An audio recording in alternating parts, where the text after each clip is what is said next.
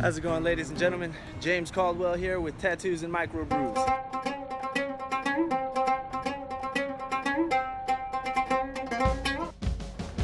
How's it going, ladies and gentlemen? James Caldwell here, out here in Corvallis, Oregon, Oregon Trail Brewery, and I'm blessed and honored today to be sitting here with the one and only Dawn, the microbiologist from Oregon Trail Brewery. How long have you been a microbiologist? All my life. My life.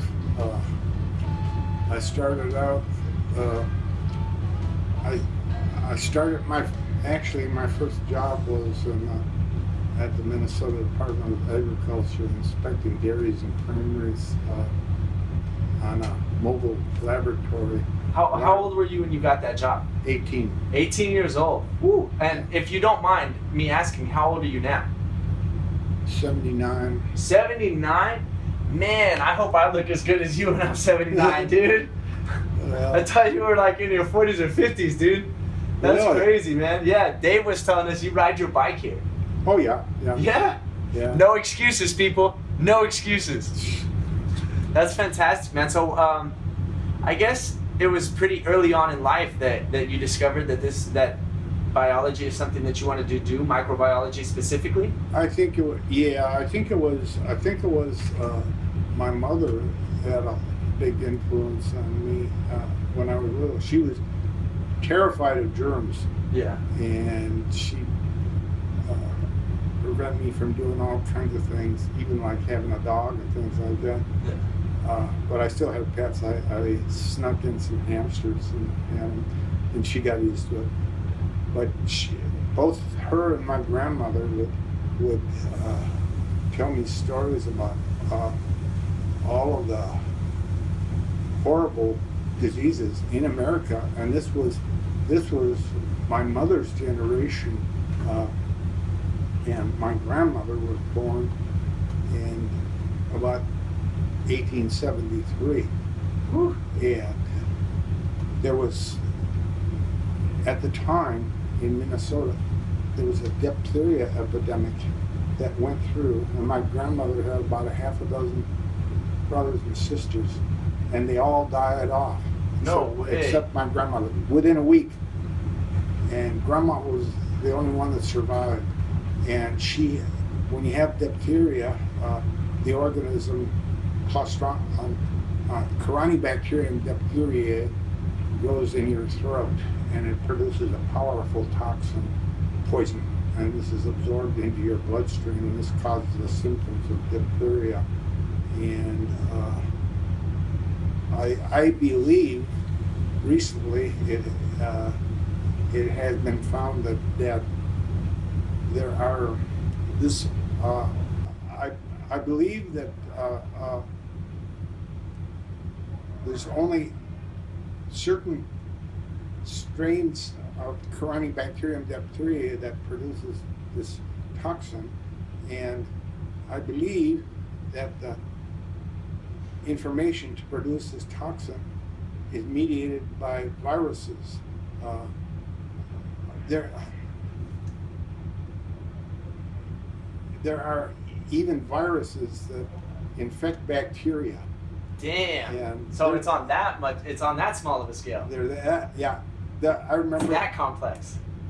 Let's see. I remember in my first microbiology book a poem that says, "Little fleas have lesser fleas, and lesser fleas have lesser fleas," and I forgot the rest, and so on ad infinitum. Yeah. But, no, that makes a lot of sense. That's wild. I never even thought about it from that aspect. But yes, so in fact, I had a whole course on bacteriophages, on bacterial viruses, and we went down to the local sewage disposal plant and isolated viruses for E. coli, and then purified them and determined the burst size. That is, when the phage has like a tetrahedral head, and then it's had a tail, and then it has some hairs that electronically attach onto the bacteria, and then it has enzymes on the tip of the tail that digest the cell wall of the bacteria, and then it injects its DNA into the bacterial cell, the E. coli cell, and then it grows until it reaches the birth size, and then finally the E. coli cell is just an empty sac filled with viruses, and this then it breaks open.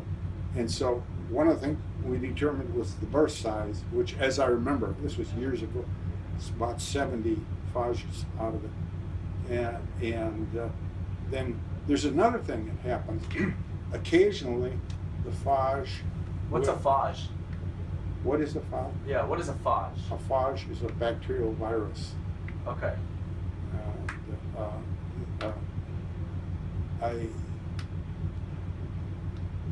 I don't know if I can. Oh, I gave Dave the book on microbiology. So isn't the bacteriophage like the base? It had a picture of a phage. My cousin is saying that the phage is the base, basically. Like isn't it like the base model of a bacterial virus? The bacteriophage is like what it looks like overall as a complete. I could be completely wrong, but it has a unique shape. Can you turn it off for a second? Yeah, of course. Oh, good. It was basically that my mother was so paranoid of germs that and she was in a. This was around 1900 or 1908 or so, but she was in a room with her favorite uncle, and her favorite uncle died from smallpox. A little bitty girl going in a room with somebody that had smallpox. And I told you about Grandma getting diphtheria. Yeah. Then Grandma got typhoid when she was pregnant with my mother. So my mother was born way premature. That's crazy. And so she was terrified of germs, and she didn't know what they were. And this was when all this happened to her. Nobody knew what germs were. They're just working on it. The famous microbiologist Louis Pasteur was one. Robert Koch and several others were just discovering these organisms, and virus. People didn't even start associating viruses with diseases. They started with this, the Rouse sarcoma virus in chicken was one of the first ones that was discovered, and that was somewhere between either 1910 or 1913. And then they started working on viruses, and because they're so much smaller. A virus is to a bacterial cell like a mouse would be to us almost. Yeah. What would you say? And I know this is going to be a silly question, but what is your role in the brewery? What is it that you do? How do you keep things like basically? I know your job is to make sure there's not too much of the bacteria that makes it sour. There's not too much of the bacteria that's bad. If you had to give a quick summary of your position at the brewery, what it is that the microbiologist does, how would you explain that to people? What would you tell the people? I'm basically quality control. Quality control. Okay. Yeah. I pull samples using as sterile technique as possible from the big tanks, and very carefully. First, I swab out the petcock, the little faucet, with iodine, and then I clean it off with a torch, and then I hold a glass underneath and flush it out. Pour a glass of beer. This flushes out the residual iodine, and also flushes out the residual beer next to the petcock, and then the second glass of beer will be a much more representative sample of the beer that's inside the tank. Okay. When I put that into a sterile test tube, like a dropper. These have been sterilized by gamma radiation. Oh shit. And so. Like Bruce Banner. Pardon? Like Bruce Banner. Yeah. Like the Hulk. Yeah. So this is quite common. You couldn't autoclave these. You couldn't put them in a bushel. No. Yeah. And so they're sterile. And then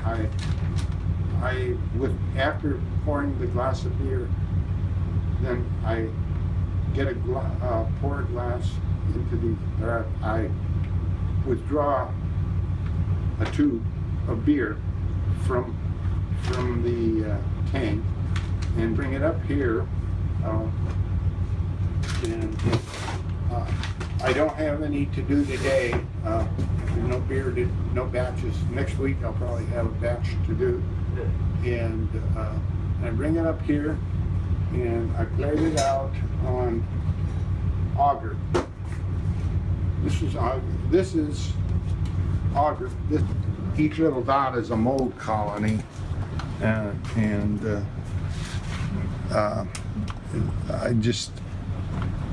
they're basically like little plants, and they have mycelia, which is little roots that go into the auger, and then they go into the auger, and then they have aerial mycelia.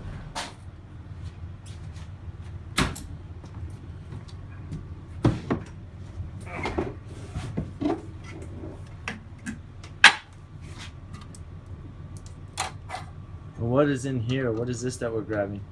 Just more of These the are molds. samples from the beer. These are probably better.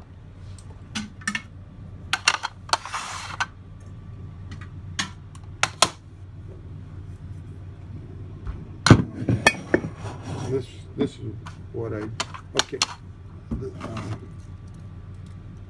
This is a contaminant here, so that's not part of the beer.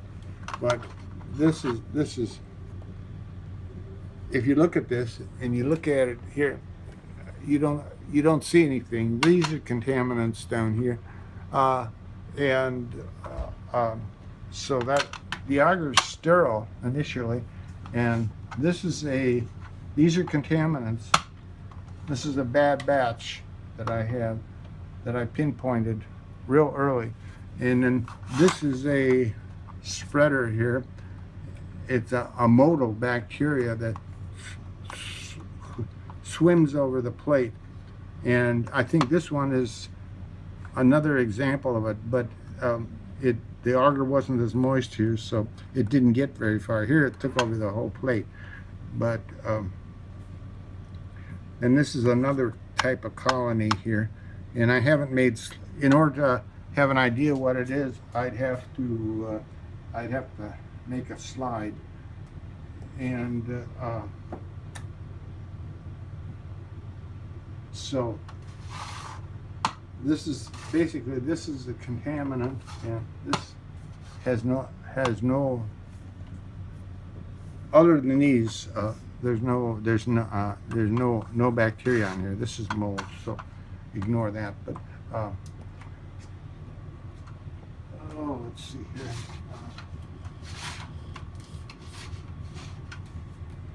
Quality control. Yes.